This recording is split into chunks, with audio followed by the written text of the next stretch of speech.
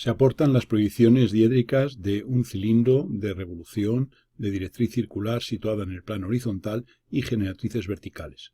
Se aporta también un punto O1, O2 y una recta situada en el horizontal de proyección R1, R2. Se pide hallar los ejes de la elipse sección que el plano definido por la recta y el punto producen en el cilindro. La recta R1, R2 es una recta del horizontal. Esto lo sabemos debido a que R2 se encuentra sobre la línea de tierra. Nosotros lo que vamos a hacer va a ser, como el punto O es definidor del plano y se puede ver que está en el eje del cilindro, pues ese punto va a ser el centro de la elipse representativa de la sección.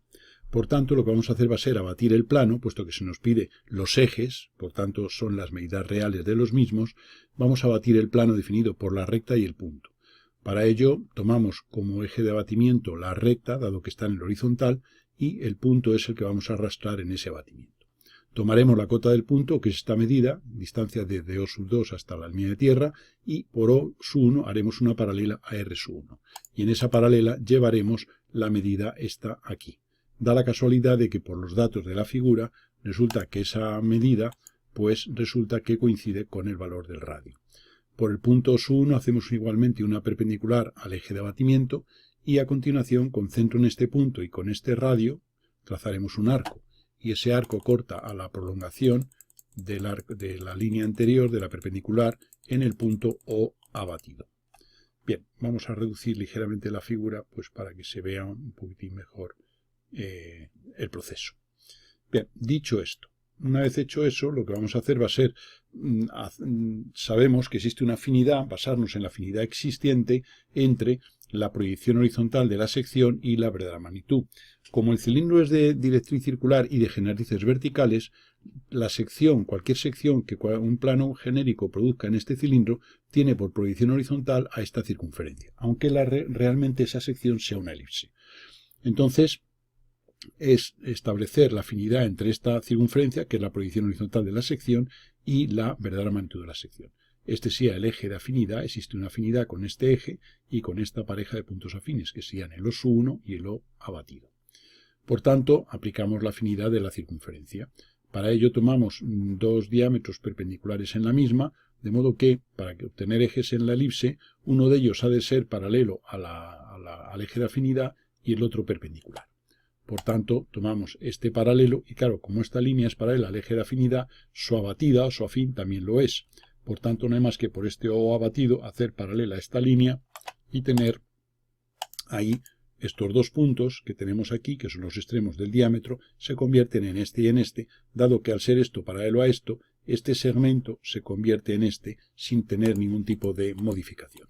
De modo que este punto 1, extremo de ese segmento, sería este el 1 abatido y este punto 2 sería el 2 abatido, el que tendríamos aquí.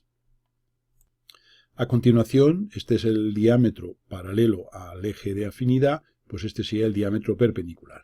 Ese diámetro perpendicular, vamos a eliminar líneas, nos produce aquí este punto 3 y en la prolongación un punto 4. Para hallar este 3 abatido, por tanto su afín, nos auxiliamos del 2 cuyo afín conocemos. Por tanto, unimos 2 con 3 mediante una recta y esa recta la prolongamos hasta cortar al eje de abatimiento, que es la R1. Este punto es doble y como esta recta pasa por 2, su abatida pasa por el 2 abatido.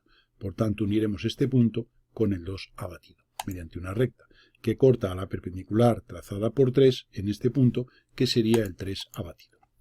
Como en afinidad se conservan las magnitudes relativas, significa que si esta medida la prolongamos hacia acá, su abatida también se prolongará y tomaremos que simplemente se va a conservar esa magnitud relativa. Luego, como esta medida es igual a esta, que es el radio, esta medida será igual a la que tengamos aquí, que va a corresponder al abatimiento del punto que tuviéramos en esta prolongación. Por tanto, hacemos centro aquí con radio hasta el 3 abatido, trazamos este arco que hemos iniciado, lo continuamos, y nos determina aquí este punto, que sería el punto 4 abatido, que va a corresponder a este punto, precisamente. De modo que este sería el 4 que tenemos aquí y este sería entonces el 4 abatido. Nosotros también podríamos haber prolongado esto inicialmente, habernos auxiliado, por ejemplo, del 1 y su abatido y haber unido el 1 con el 4, etcétera, etcétera, haber hallado el afín del 4. De esta manera tenemos estos dos segmentos, 1, 2, 3 y 4, que representan las medidas de los ejes de esa elipse. Con lo cual, esto sería lo que se pediría en el enunciado. Nosotros vamos a dibujar esa elipse, aunque en principio no se exige por parte del enunciado dicho dibujo. Bien, esto sería lo que se pediría en esta parte del enunciado. Nosotros, no obstante, nos vamos a plantear ahora cómo hubiera sido el desarrollo del proceso a seguir en el supuesto que nos hubieran pedido las proyecciones de la sección. Esto sería la verdadera magnitud de la sección, es decir, si nos hablaran de los ejes de la sección. Si queremos ahora obtener las proyecciones de la sección, pues vamos a ver un procedimiento a seguir para dicha resolución. Como hemos dicho hace un momento, la proyección horizontal de la sección sería esta circunferencia, que ya digo que es una deformación de la realidad, puesto que la realidad es esta elipse que acabamos de obtener, debido a que el plano que produce esta sección es un plano inclinado respecto al horizontal y respecto al vertical, lo cual significa que las proyecciones de cualquier figura situada en ese plano van a ser deformaciones de la realidad, que como digo es la que constituye esta elipse. Bien, lo primero que vamos a hacer va a ser hallar las trazas del plano definido por la recta R1, R2 y el punto O1 y O2. Esto ya sabemos que es la traza horizontal, puesto que esto está en el horizontal, y ahora simplemente pues vamos a hacer por el punto O2, O1, pues una horizontal de plano. De modo que simplemente lo que haríamos sería que esta línea 1, 2, que es paralela a esta, pues simplemente por O2 hacemos una horizontal. Y ahora desde aquí levantamos y tendríamos la proyección vertical del 1, y aquí levantamos y tenemos la proyección vertical del 2. Les vamos a llamar 1' y 2'. Para el 3' y el 4', es decir, la proyección vertical de estos otros dos puntos, vamos a hallar, como decíamos, la traza del plano, la traza vertical. Para ello prolongamos R2 y R, o sea, hacemos una recta que pase por el punto O, esta línea que es la horizontal. Al llegar aquí referimos verticalmente y tendremos este punto por el que va a pasar la traza vertical del plano. Esta línea R1, que es la traza horizontal, la prolongaremos hasta cortar a la línea de tierra en un punto, y uniendo este punto con este tendremos ya lo que sería la alfa sub 2. Esto sería la alfa sub 2 y esto sería la alfa sub 1, que coincide con R1, como decimos. ¿Para qué nos interesa tener esta alfa 1, alfa 2? Pues para hallar la proyección vertical del 3 o del 4, que son los otros dos puntos que junto a estos definen los diámetros conjugados de la proyección vertical de la elipse. Entonces ahora vamos a eliminar algunas líneas para que no nos compliquen demasiado, y por el punto 3 hacemos una frontal de plano, es decir, hacemos una paralela por 3 a la línea de tierra, llegamos aquí a este corte con alfa 1 y por aquí levantamos perpendicular a la línea de tierra. Por este punto ahora haremos una paralela a alfa sub 2, que es que constituye la frontal, y esa frontal corta a la vertical trazada por 3 en el punto 3'. Como hay simetría entre el 3 y el simétrico del 3 respecto al sub 1 es el 4, pues hallamos el simétrico de 3' respecto al sub 2.